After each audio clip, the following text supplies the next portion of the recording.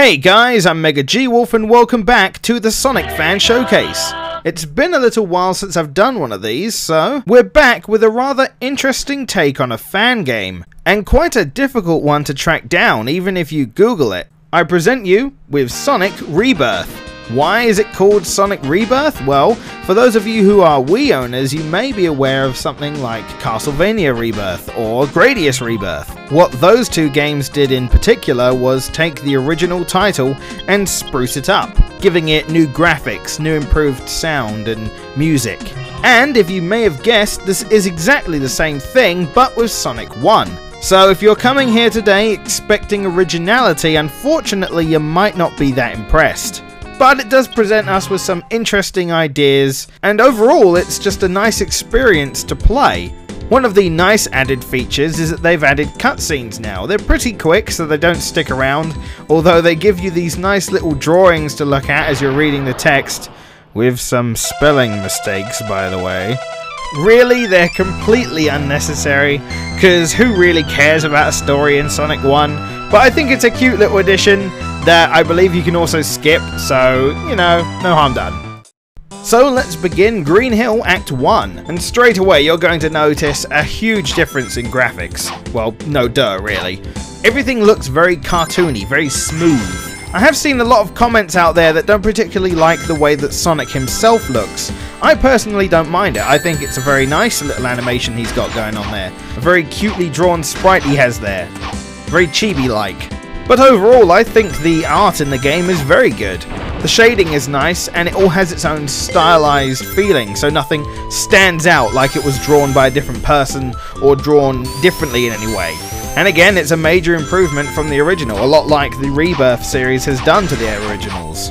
Taking the original idea and then improving on it. Of course, there have been a few tweaks, like changing the special stages to that of the Game Gear style ones, which I didn't like.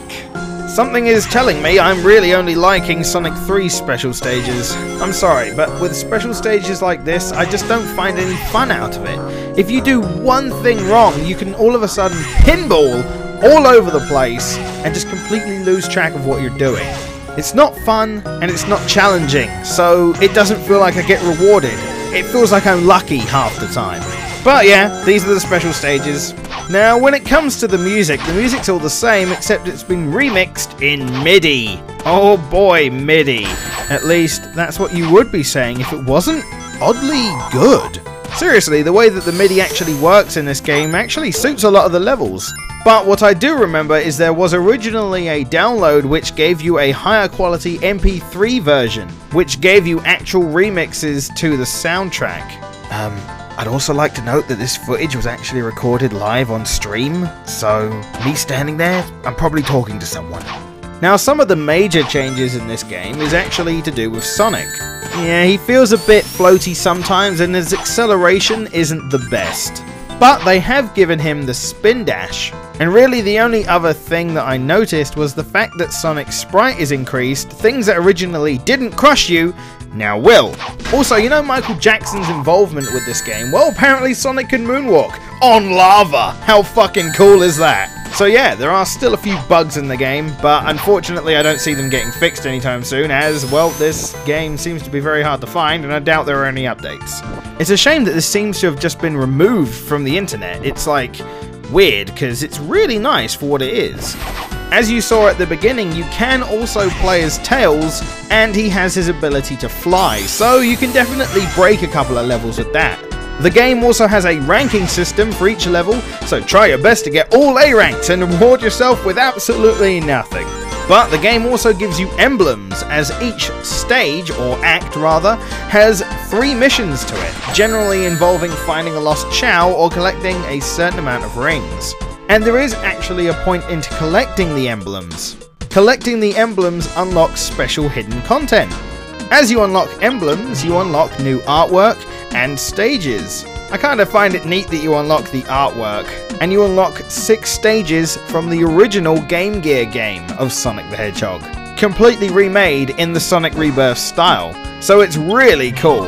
As I've stated before, I love it when a game, especially a fan game, gives you a reason to play it more, to unlock some hidden stuff, because some of it can be really cool. So, overall, Sonic Rebirth is a very interesting experience, but if you're looking for something that isn't Sonic 1, then it's probably not worth checking out. But I think it's artistically impressive and a nice spin on the original game. I'm MegaGWolf, and this has been the Sonic Fan Showcase of Sonic Rebirth. Good luck finding it, because, well, I couldn't. If I can find a link for you guys, I will link it in the description. But until then, I'll see you on the next Fan Showcase.